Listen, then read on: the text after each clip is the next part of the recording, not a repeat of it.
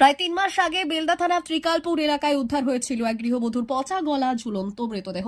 প্রাথমিকভাবে উঠে এসেছিল আত্মহত্যার তথ্য, তবে ঘটনার তদন্তে নেমে উঠে আসে হাড়হিম করা এক খুনির কাহিনী। ধর্ষণ করে খুনকে আত্মহত্যার ঘটনায় বদলে দিতে করা হয় বহু চেষ্টা, এমনকি প্রমাণ লোপাটে ব্যবহার হয় অ্যাসিডও, কিন্তু শেষ রক্ষা হয়নি। ঘটনায় পুলিশের হাতে ধরা পড়ে এক মহিলা সহ ৫ জন অপরাধী। রবিবার ধৃতদের ঘটনাস্থলে নিয়ে গিয়ে খুনের ঘটনার পুনর্নির্মাণ করে বেলদা থানার পুলিশ। তদন্ত শেষে আজ অর্থাৎ সোমবার তাদের পেশ করা হবে দাঁতন আদালতে। গত ১৩ মে থেকে বেলদা থানার মান্না গ্রাম পঞ্চায়েতের কেশবচক এলাকা থেকে নিখোঁজ হয়ে যায় এক গৃহবধূ, নাম কাকলি সিং, বয়স ৩১। গত ১৬ মে পাশে ত্রিকালপুর গ্রামের রাস্তা থেকে প্রায় ১ কিলোমিটার দূরে মাঠের মাঝে উদ্ধার হয় পচা গলা মৃতদেহ। মৃতের গলায় জড়ানো ছিল শাড়ির একটি অংশ, যার অপর অংশ বাঁধা ছিল গাছের ডালে। দেখে সেই সময় প্রাথমিকভাবে মনে হয়েছিল একটি আত্মহত্যার ঘটনা। পরে মৃতার স্বামী মহাদেব সিং বেলদা থানায় একটি খুনের অভিযোগ দায়ের করেন। ঘটনা তদন্তে নেমে ময়না তদন্তের প্রাথমিক রিপোর্টে পুলিশ জানতে পারে এটি গলায় দড়ি দিয়ে আত্মহত্যার ঘটনা।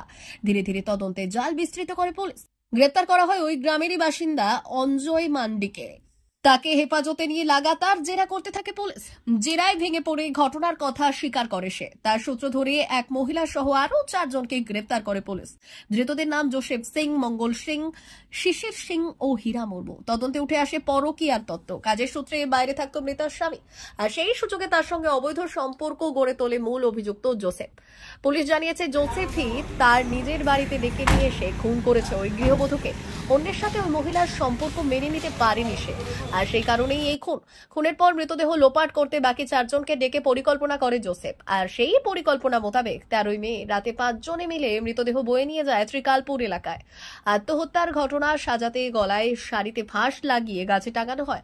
অপরদিকে অন্যান্য প্রমাণ লোপাটে মৃতদেহের ওপর ঢালা হয় অ্যাসিড। ধরা পড়ার পর থেকে তদন্তকারীদের বিভ্রান্ত করতে বারবার অসুস্থতার নাটক করতে থাকে জোসেফ। ফলে বেগ পেতে হয় তদন্তকারীদের। শেষমেশ ধৃত ৫ জনকে একসাথে বসিয়ে জেরা করলে উঠে আসে সব তথ্য। রবিবার ধৃতদের ঘটনাস্থলে নিয়ে গিয়ে ঘটনার পুনর্নির্মাণ করেন তদন্তকারী আধিকারিকরা। উদ্ধার হয় প্রমাণ লোপাটের কাজে ব্যবহৃত অ্যাসিডের বোতল। আজ অর্থাৎ সোমবার তদন্ত শেষে ধৃতদের আদালতে পেশ করবে পুলিশ। এটা কি জোড়া গাড়ি?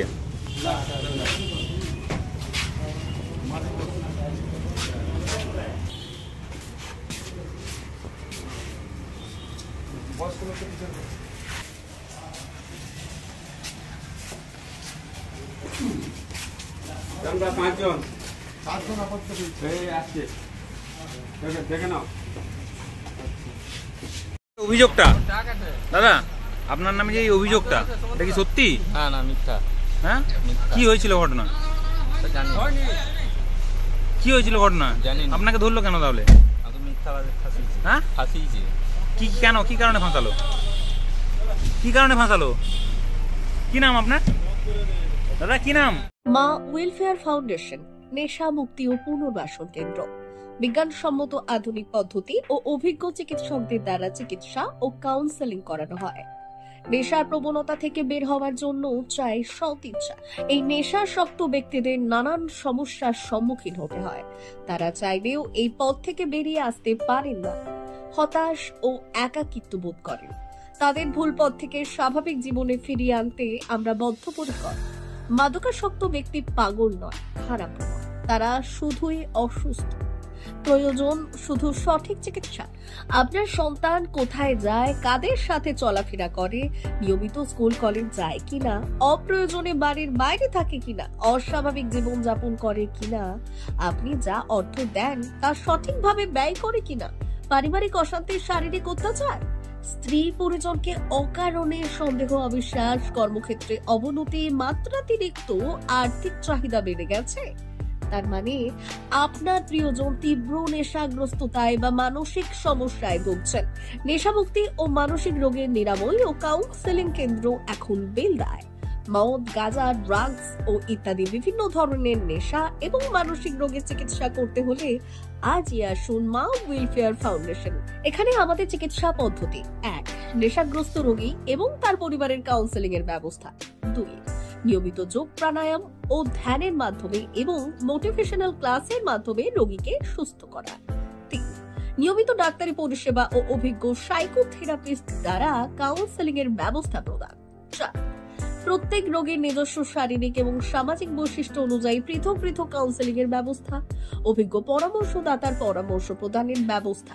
5. অনিচ্ছুক রোগীদের বাড়ি থেকে চিকিৎসা কেন্দ্রে নিয়ে আসার ব্যবস্থা করা হয়। বিশ্ব স্বাস্থ্য সংস্থা দ্বারা অনুমোদিত মদ, গাঁজা, ড্রাগস ও মানসিক রোগে চিকিৎসা করতে হলে আজই আসুন মা ওয়েলফেয়ার ফাউন্ডেশন বেলদা থেকে। যোগাযোগ করুন আমাদের সঙ্গে। Mobile number 9144587202। মা ওয়েলফেয়ার ফাউন্ডেশন বেলদা, কেশিয়ারি মোড়, রেলগেটের কাছে, মোহাম্মদপুর।